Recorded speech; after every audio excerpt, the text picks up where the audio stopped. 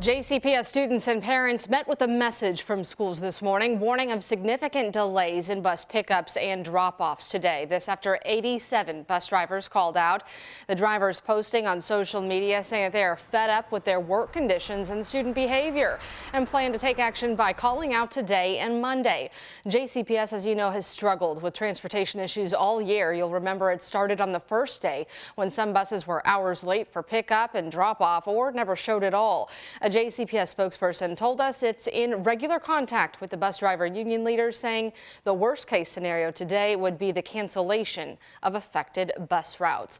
We're watching this closely and we'll update you in real time if there are developments. And if you're away from your screen, we also have all the details on WHAS11.com. The trial for former LMPD officer Brett Hinson continues today. He's charged with civil rights violations during the raid on Breonna Taylor's apartment. Well, today we know LMPD Deputy Chief Paul Humphrey was the prosecution's first witness, and there will be more throughout the afternoon. An LMPD sergeant took the stand yesterday saying he was shocked by the officer's actions. Our Alexis Jones explains what attorneys are arguing. Breonna Taylor's mother and supporters watched as prosecutors brought two witnesses to the stand, including Taylor's neighbor, who was woken up by gunfire. Chelsea Naper says the sound was so prominent, she thought a bomb had gone off in her apartment. She says her boyfriend Cody got up to see what it was and just missed a bullet from Brett Hinkeson's gun. Soon after, Naper says several more rounds were fired, prompting her to shield her 5-year-old son in fear. The jury also heard from Sergeant Michael Campbell, who was a part of LMPD's raid on March 13th. Campbell agreed Hinkeson's actions were extremely dangerous. Campbell says he decided to not shoot through the side of Breonna Taylor's home because he felt it wouldn't help his fellow officers. He also had trouble seeing through her window and sliding door. Attorney Lonita Baker, who represented Breonna Taylor's family, was in the courtroom along with Taylor's mother, Tamika Palmer. After hearing Campbell's testimony, she says she's looking forward to hearing more evidence. At the end of the trial, we think that it's our belief that Brett Hinkeson should be found guilty and should go to prison. However, defense attorneys are hoping for a different outcome. During opening statements, attorney Jack Bird said Hinkeson fired into Taylor's home to save his fellow officers. He says his client had a line of sight through the gaps of the window and fired at the sound of a rifle. Alexis Jones, WHAS11 on your side. Now, that trial is expected to last about 3 weeks, and prosecutors plan to bring in a new set of witnesses today. Stay connected to the courtroom on WHAS11.com. A man from Sellersburg, Indiana, convicted of killing his wife in front of her daughter, will spend the rest of his life behind bars. Mac Lewis was sentenced to 100 years in prison for fatally shooting Elizabeth Lewis in their home early last year after she'd asked for a divorce. He also fired shots toward Elizabeth's daughter. Lewis took the stand before learning his sentence, asking for forgiveness. I really didn't mean for my actions. I really didn't.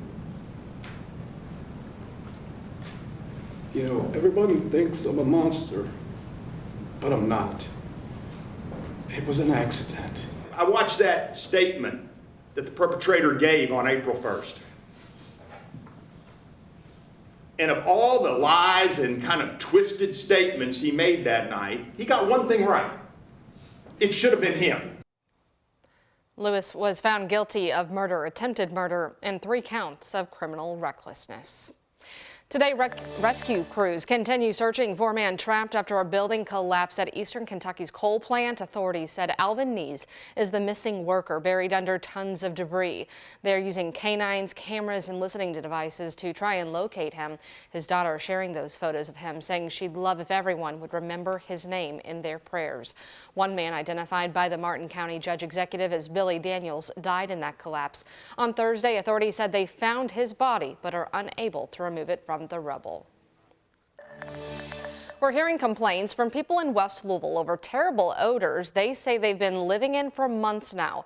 Our Taylor Woods and photojournalist Aspen Hester attended last night's town hall where those concerns were addressed. This is an opportunity for them to be able to come face to face with people to ask questions that they need answers to.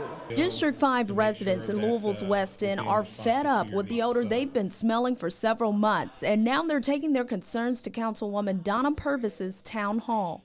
Smelling that smell, it's very uncomfortable, and I'm sure we're not supposed to be ingesting any of those fumes. Shatia Smith and other residents say they want to know the truth, so Purpose is bringing the Louisville Metropolitan Sewer District and the Air Pollution Control District to answer their questions about what they're smelling. When we have drought periods, it makes it even worse because we're not getting the flush or the flow in the system. Donnie Morris lives near Chickasaw Park and says the odor is horrific. It's a stagnant type of gasping odor. At different times of the week is worse than others. So it's just a real health concern. Some residents even share they're smelling a chemical-like odor. The Air Pollution Control District advised them to contact emergency services. It makes your eyes water, it makes you cough, it's short of breath. Please dial 911. In Louisville, Taylor Woods, WHAS11 on your side.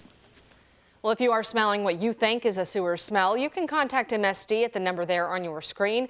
You can also reach out to the Air Pollution Control District through the Smell My City app. The American Cancer Society just updated its lung cancer screening guidelines, now recommended for people between 50 and 80 years old. Now, previously, the guidelines were only for those between the age of 55 and 74. One of the biggest changes has to do with those who smoke and people who used to smoke. An expert from U of L Health said regardless of how long ago a patient stopped smoking, they should still continue to get screened. This is a fact that the smoking induced lung cancer risk goes on for many, many years, even after you stop smoking. That doesn't mean you should continue smoking. By stopping smoking, you decrease the risk. That's true, but it never will come back to the risk of a never smoker. According to the American Lung Association, Kentucky has the highest number of lung cancer cases nationwide. Experts warn smokers are not the only ones at higher risk of lung cancer. ABC's Justin Finch explains.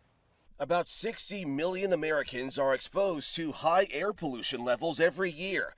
That grim statistic from the American Lung Association. It's no secret smokers are at a high risk of lung cancer, but experts warn non-smokers exposed to air pollution could be at high risk for lung cancer too. Experts in the United Kingdom say for people with genes that make them susceptible to lung cancer, the risk appears to increase after 3 years of air pollution exposure. The experts looked at cases in the UK, South Korea, and Taiwan. The biggest way to target air pollution is with good environmental policy. But you can make small changes too, like taking public transportation and exercising indoors when pollution levels are high. And consider wearing a mask if your job exposes you to high levels of road or air pollution. With this Medical Minute, I'm Justin Finch, ABC News. Indiana health officials confirmed the first flu-related death this season. The Indiana Department of Health said 2 people have died so far. Last season, 270 Hoosiers died from influenza. You know, flu season typically runs from October through May, and the CDC recommends everyone age 6 months and older get that vaccine.